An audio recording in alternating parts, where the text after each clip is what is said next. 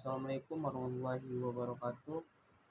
Izin memperkenalkan diri, nama Andi Wahyudi, NPM 2241 1201, kelas manajemen 22C, akan menjelaskan aspek hukum pada studi kelayakan bisnis.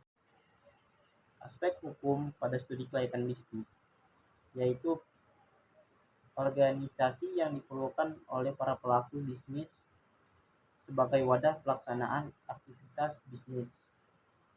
Pertimbangan atas badan usaha bagi pelaku bisnis. Yang pertama, dorongan hidup. Kedua, bebas dan tidak terikat. Tiga, dorongan sosial. Empat, mendapat kekuasaan. Dan terakhir, melanjutkan usaha orang tua. Yang kedua, pentingnya aspek hukum dalam studi kelayakan bisnis. Yang pertama, 1. Kepatuhan hukum. Kepatuhan terhadap hukum yang sangat penting agar usaha dapat berjalan tanpa masalah hukum. 2. Perlindungan hukum. Melindungi bisnis dari tuntutan hukum dan konflik kepentingan. 3. Prinsip keadilan. Memastikan bahwa bisnis beroperasi sesuai dengan prinsip keadilan dan etika hukum. 3. Tahapan analisis hukum dalam studi kelayakan bisnis. 1. Pencarian informasi. Mengumpulkan dokumen hukum yang berhubungan dengan proyek bisnis. 2. Evaluasi risiko. Menganalisis potensi risiko hukum dan dampaknya terhadap usaha. 3. Menyusun strategi.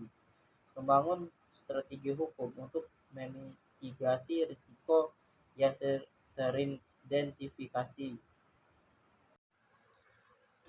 4. Perizinan dan regulasi yang perlu dipertimbangkan. 1. Perizinan bisnis. Melengkapi semua perizinan yang diperlukan sesuai ketentuan hukum setempat. 2. Regulasi lingkungan. Memastikan usaha mematuhi regulasi lingkungan yang berlaku. 3. Peraturan ketenagakerjaan.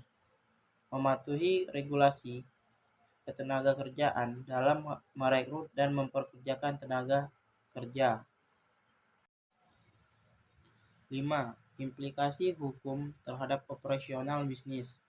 1. Kepatuhan perpajakan. Menjamin keselarasan perpajakan bisnis dengan aturan hukum pajak. 2. Proses hukum kontrak. Memastikan legalitas kontrak yang relevan dalam operasional bisnis. 3. Pelaksanaan hukum lingkungan. Menekankan pentingnya kepatuhan terhadap hukum lingkungan. 6. Risiko hukum yang mungkin timbul. 1. Gugatan hukum. Potensi gugatan hukum dari pihak eksternal terkait dengan operasional bisnis. 2. Pelanggaran peraturan. Risiko melanggar peraturan hukum yang dapat menimbulkan sanksi hukum. 3. Kehilangan kepemilikan.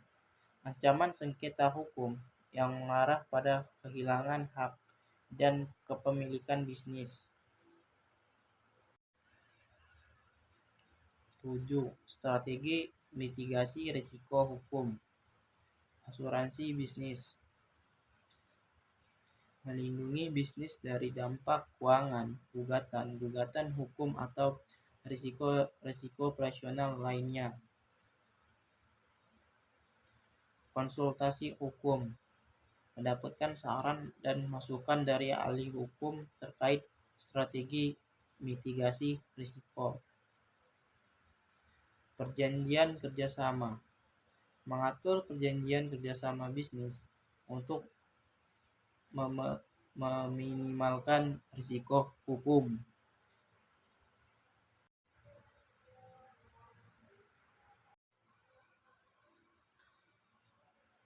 Yang terakhir, kesimpulan dan rekomendasi. 1. Pemeriksaan hukum rutin. Menyarankan pemeriksaan hukum berkala untuk memastikan kepatuhan. 2. Peninjauan kembali strategi. Menganjurkan evaluasi dan peninjauan kembali strategi hukum secara berkala. 3. Perbaikan proses hukum. Mengevaluasi dan memperbaiki proses hukum sesuai dengan perkembangan bisnis.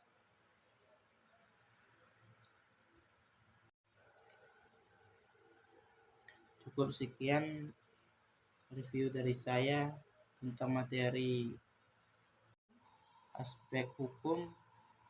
Kurang lebihnya saya mohon maaf. Saya akhiri.